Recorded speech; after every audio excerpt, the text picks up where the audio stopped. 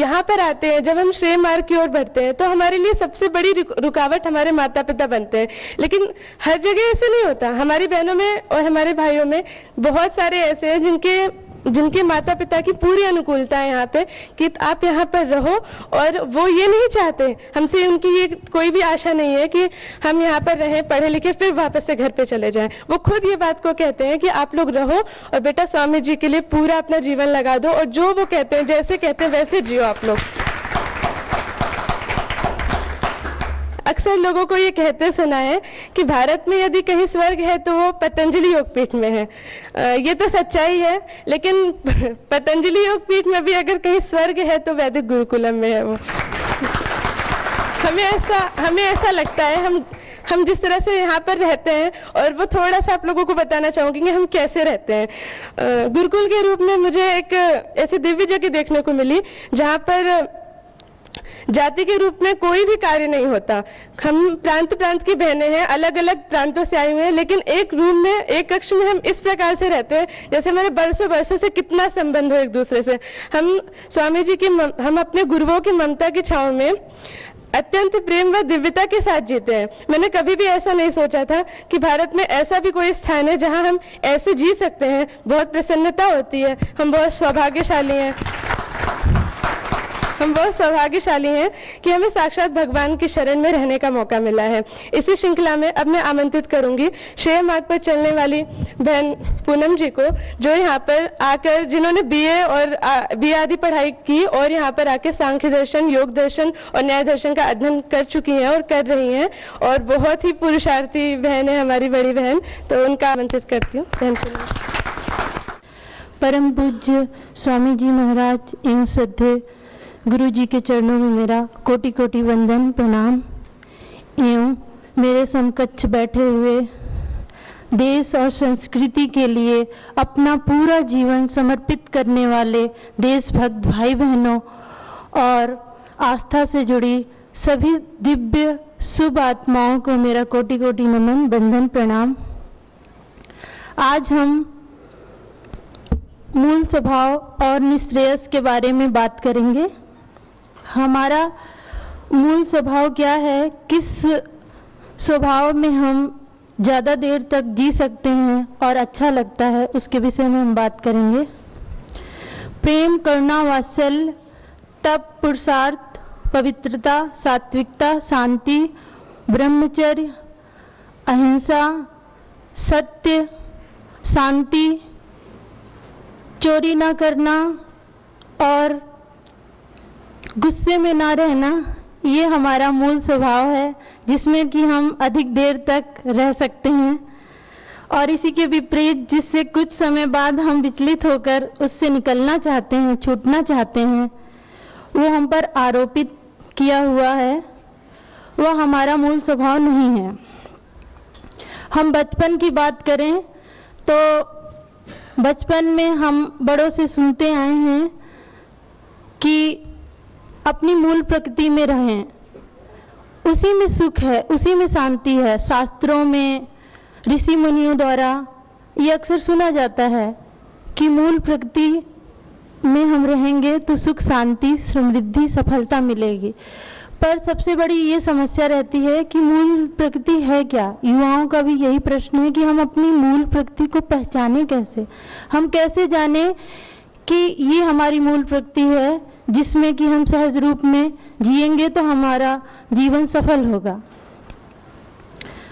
मूल प्रकृति पहचानने का सबसे सरल साधन है घर परिवार। घरों में ऐसे बच्चे दिखते हैं जिन्हें चोरी करना, असत्य बोलना, बेईमानी करना अच्छा नहीं लगता। जो उनके साथ ऐसा करते भी हैं तो वो बड़े दुखी होते हैं और कहते हैं कि हम तो बड़ों से सुने हैं कि सच बोलना चाहिए, बेईमानी नहीं करनी चाहिए, और ये कैसे लोग हैं जो कर रहे हैं, तो दुखी होते हैं। अगर हम घर से आगे बढ़ते हैं, स्कूलों में जाते हैं, तो हमको ऐसे बच्चे बहुत सारे मिल जाते हैं जो सच बोलना पसंद करते हैं, बेईमानी, छल कपट, झूठ से बहुत दूर रहते हैं। इससे अगर हम आगे बढ़ते हैं तो कॉलेजों में भी ऐसे बहुत सारे बच्चे हैं जो ईमानदारी का जीवन पसंद करते हैं, उससे भी हम आगे बढ़ें। तो बड़ी बड़ी संस्थाओं में, बड़ी बड़ी कंपनियों में ऐसे बहुत सारे लोग मिलते हैं जो कि ईमानदारी का जीवन ही पसंद करते हैं। इसमें से कुछ जो साधन संपन्न होते हैं, संकल्प शक्ति वाले होते हैं, वो बड़ा कार्य करते हैं, और अधिकांश अच्छे लोग होते हुए भी बड़ा कार्य नहीं कर पाते हैं। इसके पीछे दो कारण दिखते हैं। पहले टाइप के वो लोग हैं जो बाह्य आकर्षण से अपने आप को परिवर्तित करने की कोशिश करते हैं, पर क्योंकि उनका मूल स्वभाव है नहीं, तो वो पहली बार झूठ बोलते हैं और बेईमानी करते हैं तो पकड़े नहीं जाते हैं, मगर दोबारा तिबारा में पकड़े ही जाते हैं, क्योंकि उनका वो स्वभाव है नहीं, तो वो उसमें सफल नहीं होते हैं। उनका जीवन इसी प्रकार से हो जाता है जैसे धोबी का कुत्ता, घर का ना घाट का। ना वो भौतिक जीवन जी पाते हैं, ना आध्यात्मिक जीवन जी पाते हैं। दूसरे टाइप के वे लोग होते हैं जो अपने को इन बाह्य आकर्षण से बचा के रखते हैं, पर वे अपने जैसे लोगों को इकट्ठा नहीं कर पाते हैं, जिस कारण चाह के भी अच्छा कार्य नहीं कर पाते हैं। आजकल की आधुनिक शैली बहुत ही खतरनाक है। बहुत अच्छे युवा तो इसकी चपेट में अपनी जान तक गंवा देते हैं। युवाओं और माताओं से पूछो कि इसमें अच्छी स्थिति नहीं है, तो वो कहते हैं कि कुछ आवश्यकता के लिए इन्हें हम पकड़े हैं, बाद में छोड़ देंगे। पर वो नहीं जानते कि विषयों को पकड़ते हैं हम, पर विषय उन्हें पकड़ते हैं। इसका एक दृष्टांत देना चाहूंगी। एक नदी में भालू बह रहा था। किसी व्यक्ति ने कमल समझ के उसके पीछे लग गया। अब वो पानी में उतर गया कि कमल को पकड़ लूंगा। फिर क्या था, उसकी ओर भागने लगा कि कमल है, पकड़ लूंगा। भालू, कमल तो पकड़ में नहीं आया, भालू ने उसको ही कस के पकड़ लिया। अब वो पूरी तरह से अपने को कोशिश कर रहा था छुड़ाने की। अब वो भालू, उसको तो अपना शिकार मिल गया था, उसने तो कस के पकड़ लिया, क्यों छोड़ेगा। पास में मित्र बैठा था, उसने कहा, मित्र क्या इस कमल के पीछे लगे हो, आप निकलो, क्यों इतनी देर से पानी में हो। तो वो व्यक्ति बोलता है, क्या करूं, इतनी देर से मैं उससे छुड़ाने की कोशिश कर रहा हूं, पर मैं असफल हो गया हूं, मैं निकल ही नहीं पा रहा हूं। विषयों को हम सोचते हैं हम पकड़ रहे हैं, पर विषय इसी तरह से हमको पकड़ लेते हैं, जैसा कि मैंने दृष्टांत दिखाया। भौतिक चकाचौंध का विषय भी व्यक्ति को इसी प्रकार से पकड़े हुए है। युवा भाई बहनों, श्रद्धामयी माता पिता से मेरा यही निवेदन है कि इससे पहले बाह्य आधुनिक विषय रूपी भालू आपके बच्चों को पकड़े, आप सजग हो जाइए, जागरूक हो जाइए।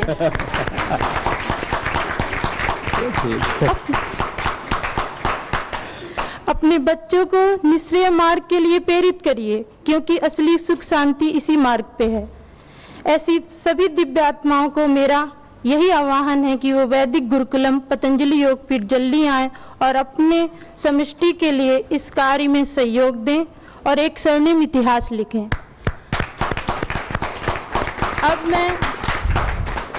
अब मैं थोड़ा कुछ अपना अनुभव बताना चाहूंगी एक गीत के माध्यम से। मुझे बचपन से ही निश्चय मार्ग पसंद था। मैंने एक गीत लिखा है, उस माध्यम से मैं अपनी बातों को प्रस्तुत करूंगी। धर्म में जीवन बना दो प्रभु जी, यही याचना है, यही प्रार्थना है। ये जीवन की राहों में विचलित न हो, यही याचना है, यही प्रार्थना है। भटकाओ आते हैं, आते रहेंगे, मगर साथ तुम हो तो ये जाते रहेंगे। कोई मुश्किल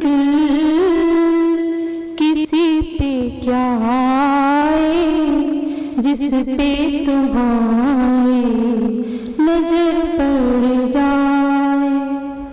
ये हम लोग सुनते आए हैं कि हमारे संस्कार जन्मों से चले आ रहे हैं, तो इसमें विषय बाय विषय रूपी भालू आता रहेगा और हमको घेरेगा भी, पर हम इससे बच सकते हैं जब हम निश्रेय का मार्ग पकड़ लेते हैं, जब हम समष्टि के हो जाते हैं, समष्टि के लिए जीते हैं। जैसा कि श्रद्धेय स्वामी जी बताते हैं, जब हम निष्काम हो जाते हैं, पूर्ण निष्काम हो जाते हैं, दूसरों के लिए जब जीते हैं, तो भटकाव आते हैं, आते रहेंगे, पर वो हमको पकड़ नहीं पाएंगे। जैसे कि मैंने गीत में कहा, भटकाव आते हैं, आते रहेंगे, मगर साथ तुम हो तो ये जाते रहेंगे। ये पकड़ नहीं पाएंगे, ये हमको जकड़ नहीं पाएंगे, ये हमको हिला नहीं पाएंगे हमारे लक्ष्यों से। हमारा जो उद्देश्य है समष्टि के लिए, उससे ये हमको हटा नहीं पाएंगे।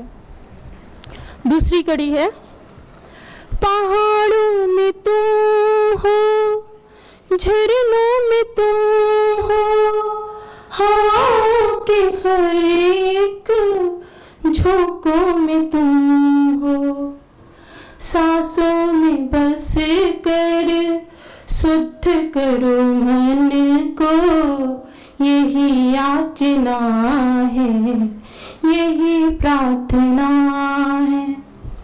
सारी समष्टि के हर कण में प्रभु विराजमान है।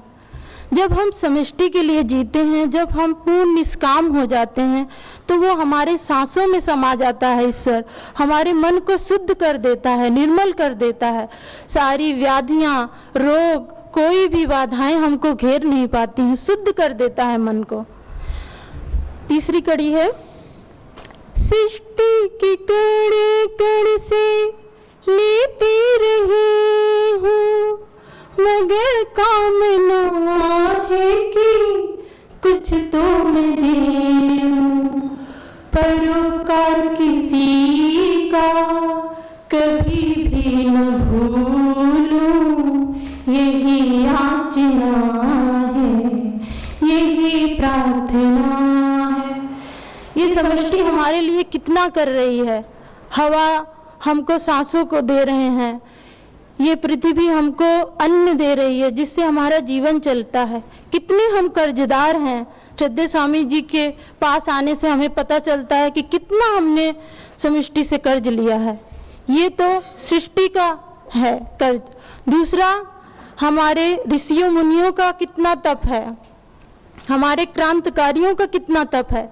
ऋषियों मुनियों ने, हमारे कणाद ऋषि हैं, गौतम ऋषि हैं, कपिल मुनि हैं और हमारे पतंजलि ऋषि हैं, इतनी घोर तपस्या इसलिए नहीं की थी कि हम भौतिकवादी जीवन में अपने आप को खो जाएं और हम मूल संस्कृति को भूल जाएं, अपने भारत के ऋषियों मुनियों का त्याग भूल जाएं। हमारे लिए उन्होंने त्याग किया था, इसलिए नहीं किया था कि हम अपनी संस्कृति को भूल के, समष्टि को भूल के भोक्तावादी जीवन में जिए, इसलिए नहीं किया था। हमें याद करना चाहिए ऋषियों का तप, और हमें याद करना चाहिए उन क्रांतिकारियों का तप जिन्होंने अपने लिए अपना कुछ भी नहीं सोचते हुए ये जीवन को शहीद कर दिया। भगत सिंह को याद करें, चंद्रशेखर को याद करें, रानी लक्ष्मीबाई को याद करें। उनकी आयु क्या थी? सोचिए, आपके परिवार में कोई बेटा या बेटी देश के लिए अपनी जान दे दे और आप उसको कुछ भी ना समझे, तो आपके परिवार को कितना दुख होगा कि मेरा बेटा सिर्फ आप लोगों की सुरक्षा के लिए जान दिया है और आप इस देश की धरती के लिए कुछ भी नहीं सोच रहे हो। तो परोपकार किसी का कभी भी न भूलूं, यही याचना है, यही प्रार्थना है। इसी के साथ हम वाणी को विराम देती हूँ और सभी से याचना करती हूँ कि श्रद्धेय स्वामी जी के पास आने से ही ये राष्ट्र का भला हो सकता है। ये हमारे लिए बहुत ही सौभाग्य का समय है, जिस समय श्रद्धेय स्वामी जी का अवतार हुआ है। इसी युग में, इसी समय में हम भारतीय संस्कृति को और अपने देश के शहीदों का उपकार को हम पूरा कर सकते हैं।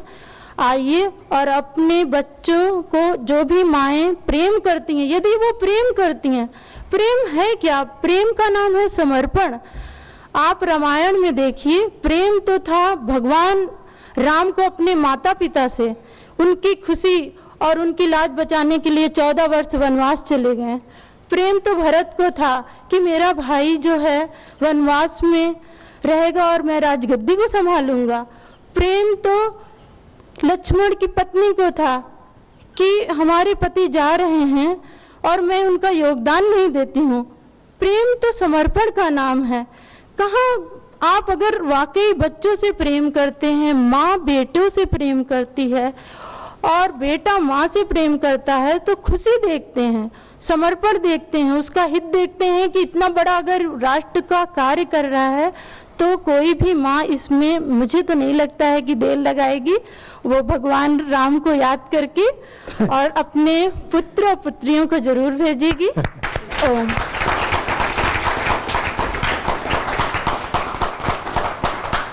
तो जो है पूनम ने जो है बता दिया कि मैं तो कंबल पकड़ाएगा तो भालू तो एक्स्ट्रा में मिलेगा।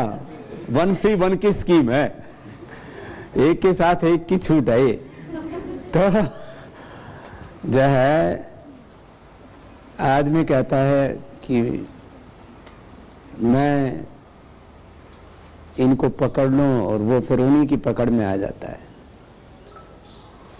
ऐसी बातें तो छोटी छोटी हैं। हमारे बच्चे तो बहुत समझदार हो गए और मुझे लगता है ये समझ सब में बढ़ेगी। और देखो आकर्षण है और वहां पकड़े जाने की संभावना भी है, लेकिन जब भगवान की कृपा होती है, गुरुओं का आशीष होता है, अपना संकल्प प्रबल होता है और अपने अनादिकाल के चले आ रहे कर्माशय संस्कारों और वासनाओं से, अपने गलत अभ्यासों से छूटने का प्रबल वेग अपने भीतर पैदा हो जाता है।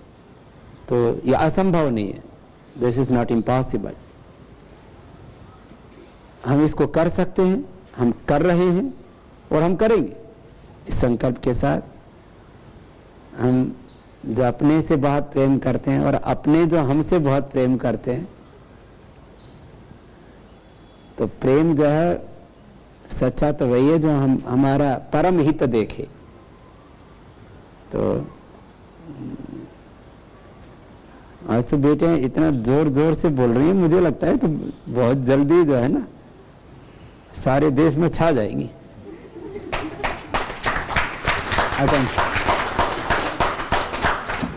जिस तरह से बहन पूनम जी का हमारे लिए जो आह्वान था युवाओं के लिए, जो हम आप लोग के लिए, जिसके लिए हम यहाँ पर आए हुए हैं, तो वो बहुत ही उसमें प्रेम भी था और उसमें उत्साह भी था।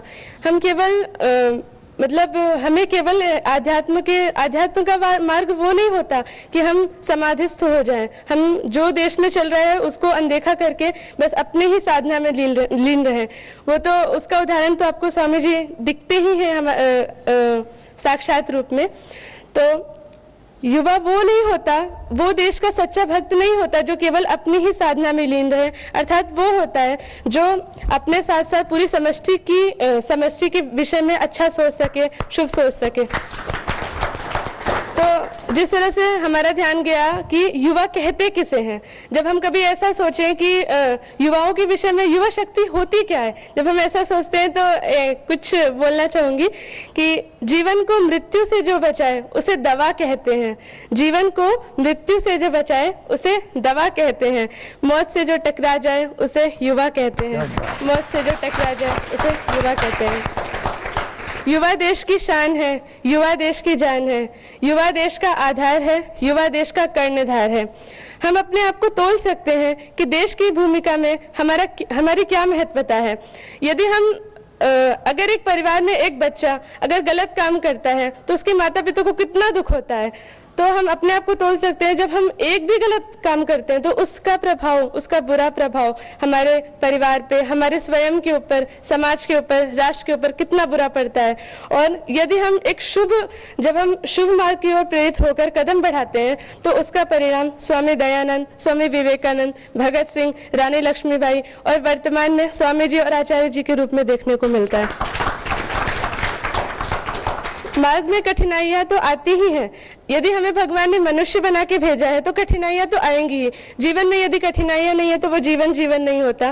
तो कठिनाइयों को भी भगवान का प्रसाद समझ के हम उसको प्रेम से स्वीकार करें। और इसी क्रम में सरोज जी को बुलाना चाहेंगे, जो आकर के अपने मंतव्यों को यहाँ पर रखेंगी। वो क्या सोचती हैं, उनकी क्या दृष्टि है इस जीवन के प्रति। तो बहन सरोज जी। ओम। श्रद्धेय स्वामी जी और गुरु जी के चरणों में मेरा कोटि से नमन। मैं अपने से शुरुआत करती हूँ अपने विचारों को। जैसे कि मैं घर पे थी तो आध्यात्म में रुचि मेरी प्रारंभ से ही थी। तो माता पिता काफी डर जाते थे कि कहीं घर ना छोड़ के चली जाए, ऐसा डरते थे। ये तो डर सच्चा ही था उनका। लेकिन वो मुझे समझाते कहते बाहर जाओगे तो कोई भी संत ऐसा नहीं है जहाँ आप सुरक्षित रह सको। ये हर किसी माता पिता के मन में स्वाभाविक है विचार आते हैं, खासकर बहनों को लेकर के। तो जब स्वामी जी को मैंने देखा तो मैंने अपने मन में तो निश्चय किया मुझे निकलना तो है, लेकिन माता पिता तैयार नहीं थे इसके लिए।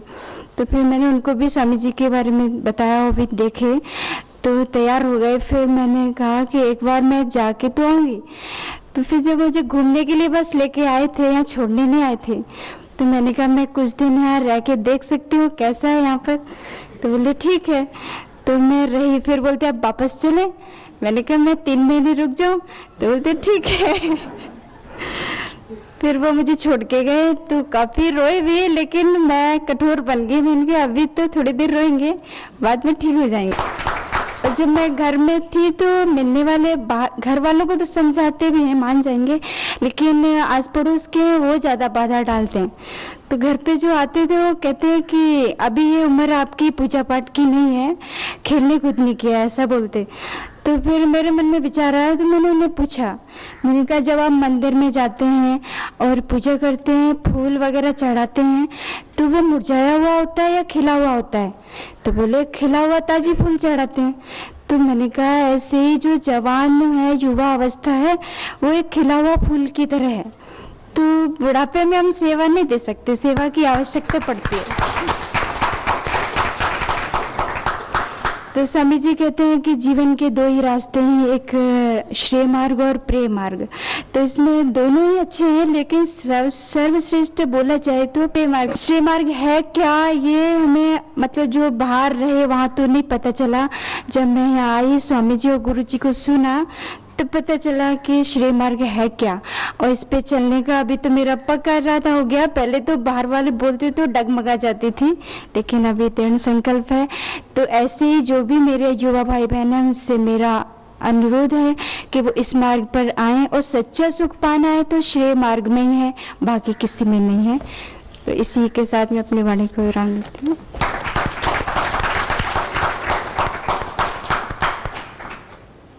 बात तो थोड़ी सी है, लेकिन इसमें तो सब कुछ आ गया।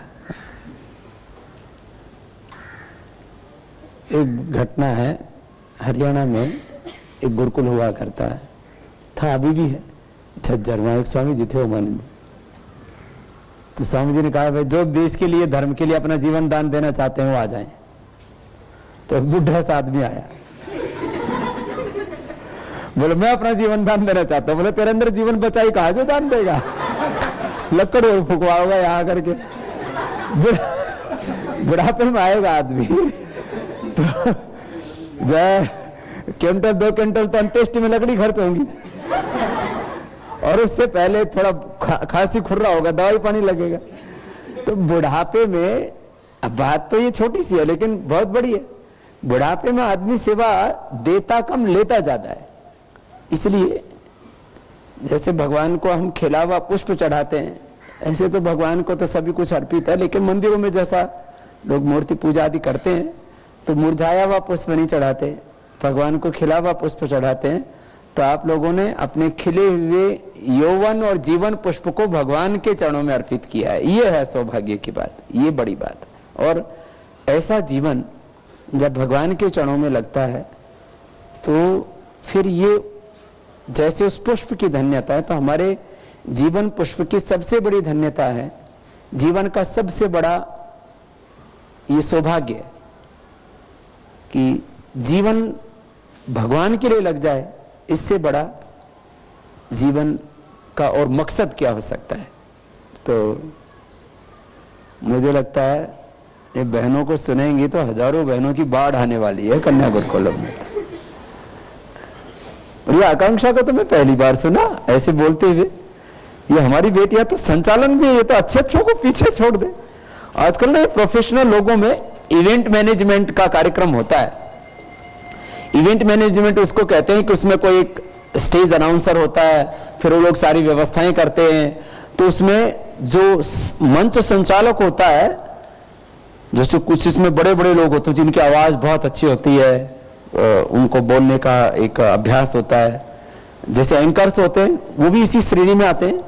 एंकर्स क्या है, एक तरफ जो है किसी आंदोलन वाले को बैठा दिया, एक तरफ राजनीतिक पार्टी को बैठा दिया, एक तरफ पक्ष को विपक्ष को बैठा दिया, और बीच में दो चार बात फेंकते रहते हैं। वो तो एंकर हो जो बड़े बड़े टीवी चैनलों पर छाए हुए। तो और जैसे बड़े बड़े महाभारत आदि में जो स्लोगन आदि बीच में डायलॉग्स बोलते हैं, या कुछ बीच में जैसे कोई एक कड़ी को दूसरी कड़ी से बीच में जोड़ना होता है तो किसी को वॉइस देनी होती है। तो भीमानी आदि अपने यहां पर भी आए पतंजलि योगपीठ में, तो उसके वो लोग लाखों रुपए लेते हैं। तो हमारी बेटियां तो बोलती भी बहुत अच्छा है, और आकांक्षा की तरह मंच संचालन भी कल श्रुति ने भी बहुत अच्छा किया, आज आकांक्षा भी बहुत अच्छा कर रही है। इन बेटियों के लिए भी जो हमारा हृदय भर आता है प्रेम से कि बेटियां हमारी जो है कुछ चीजें तो हमने अभी तक देखी ही नहीं इनकी है। ये तो हम आप लोगों को जब बोलता हुआ देखते हैं तब पता लगता है कि इनके भीतर कई तरह की दिव्यताएं विकसित हो रही हैं। अपने आप सरोजी ने भी भजन भी बढ़िया लिख रखा था, और हमारी ये बेटी प्रियार्चना आदि, ये तो मतलब जो है कई तरह की योग्यताएं होती हैं। तो सभी तरह की योग्यताएं, कला, संगीत, साहित्य, वक्तृत्व, नेतृत्व, भजनों का लेखन, भजनों का गायन। श्रुति ने भी इतना अच्छा भजन बनाया। मैं तू कौन आदि है, तो वो भजन भी हम सुनाएंगे, वो भजन भी सुनाएंगे। इतनी दिव्यताओं के साथ हमारी बेटियां हैं। तो अगली बेटी को आमंत्रित करेंगे आकांक्षा जी।